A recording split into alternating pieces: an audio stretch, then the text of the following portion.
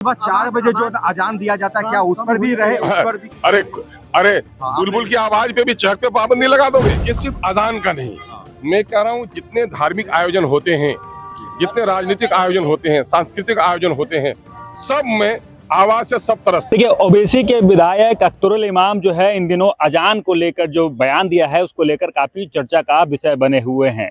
लगातार जो उनका जो बयान आया था कि अजान से इतनी तेज आवाज से लोगों को तकलीफ होती है, इस्लाम भी कहता है कि लोगों को तकलीफ नहीं देनी चाहिए, जिसके बाद जो लोगों की प्रतिक्रियाएं भी आने शुरू हो जाती है, विरोध भी शुरू हो जाता है। और इसी तमाम बातों पर सदन में पहुंचते हैं अख्तरुल इमाम। उनसे जब अजान वाले बयान को लेकर सवाल पूछा जाता है तो अपनी प्रतिक्रिया भी देते हुए नजर आते हैं। वो साफ शब्दों में ये कह देते हैं कि मेरा मकसद सिर्फ इस्लाम के अजान का नहीं था, मेरा मकसद था कि हर एक धर्म में इस प्रकार के जो तेज आवाज़, तेज वॉल्यूम से भी कुछ चीज़ का प्रचार प्रसार होता है, उन पर पाबंदी लगनी चाहिए। यानी जो एक बयान दिया था अब उसको उसी बयान पे तोड़ मरोड़ कर अपनी बातों को भी अख्तरुल इमाम जो है वो रखते हुए नजर आए हैं। पहले आपको सुनाते हैं कि क्या कुछ कह रहे हैं अख्तरुल इमाम। जनता को बड़ी आशा रहती है, लेकिन ये लोग जनता के आशाओं को हमेशा निराश किया है ना। और बुरा हाल है, यहाँ पर मजदूरों का प्लान बिहार से रुक ही नहीं रहा है, बीमारों को दवा मिल ही नहीं पा रही है, लॉ एंड ऑर्डर हाल का चौपट होकर रह गया है। तो क्या है बिहार का? क्या लगता है? जिस तरीके से नीट छात्रा के मामले में, अरे ये लॉ एंड ऑर्डर का फेलियर है यार, उसके बारे में और क्या कहना। बेटी पढ़ाओ बेटी बचाओ, कहाँ से बेटी पढ़ाएगा? बेटी पढ़ाने के लिए आई जाती है तो बेटी को सेक्स रैकेट में डाल दिया जाता है, बेटी के साथ अपमान होता है कि किस तरह से। अरे दावा करना, कौवा को कबूतर बोलने देने से कबूतर नहीं हो जाता, शब्दों से मामला हालात नहीं बदलते हैं, कार्यशैली बदलनी पड़ेगी। आज के दरमियान में पुलिस की जो कारकर्दगी है वो कहीं से संतोषजनक नहीं है।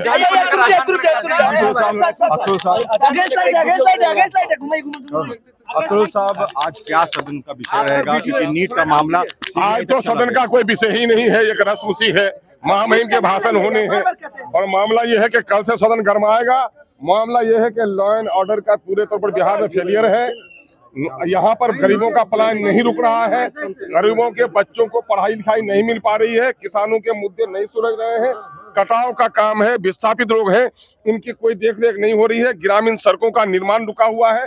सरकार जितनी योजनाएं चला रही थी वो तमाम तर बिहारियों को इन लोगों ने कर्ज में डाल दिया है, इलेक्शन में अनाप शनाप पैसा खर्चा करके, और बिहार में समझे विकास की गति रुक गई है। नीट का मामला विपक्ष सदन में उठाएगा एक साथ। मैं ये कह रहा हूँ कि नीट का मामला चूंकि कोर्ट में है तो कोर्ट के मामले को मीडिया ट्रायल नहीं करना चाहिए। सर, नवाज का साउंड स्पीकर आपने कम करने की बात कही है, उस बयान पर क्या कहेंगे सर? क्यों ऐसा?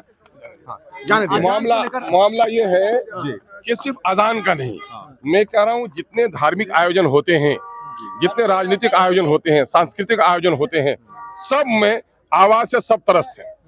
साउंड पोल्यूशन भी एक चीज है, उससे सब तरस है, लेकिन किसी को हिम्मत नहीं होती है कि कोई बोले।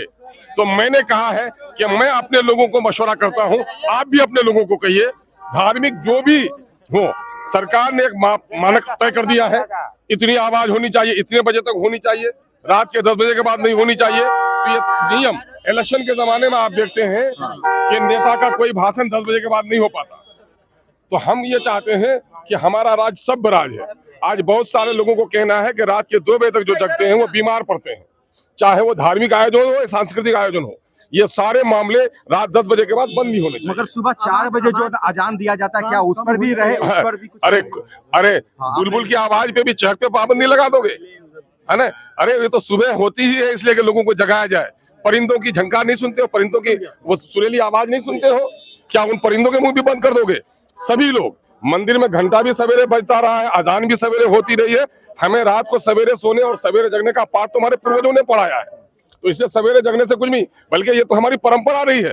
मस्जिद में अजान हुई है, पंडित जी जगकर मंदिर गए हैं, मंदिर में घंटी बजी है, मुल्ला जग के अजान दिया है, ये तो हमारी परंपरा रही है। भाई मैंने ये कहा सिर्फ अजान के बारे में नहीं, तमाम तर धार्मिक, राजनीतिक और सांस्कृतिक जितने भी आयोजन हमारे होते हैं उसमें आवाज को एक डिसिप्लिन वे में जो मानक मंडलों के मुताबिक तो आपने सुना कि अजान को लेकर जो बयान था उस पर प्रतिक्रिया भी आई है और साथ ही नीट छात्रा मामले पर भी उन्होंने अपनी प्रतिक्रिया दी है कि तमाम जो मामला है अब सीबीआई तक पहुंच चुका है और बाकी जो प्रक्रिया है वो आगे चल रही है। अब बाकी आगे जो कुछ भी होगा उस पर भी अख्तरुल इमाम जो अपनी नज़र जो है वो बनाए रखेंगे। लेकिन सबसे बड़ा मुद्दा अजान का है कि अजान को लेकर जो बयान दिया था उस पर जो है विरोध भी अब धीरे धीरे शुरू हो रहा है। मुस्लिम समुदाय के कुछ लोग हैं, उनकी प्रतिक्रिया भी तमाम चीज़ों पर आई है, जिसके बाद अपनी बातों को अख्तरुल इमाम जो है वो भी रखते हुए नजर आए हैं। बाकी इन तमाम खबरों को लेकर आपका क्या कुछ कहना है कमेंट बॉक्स में जरूर लिखें और देखते रहें सच टॉक।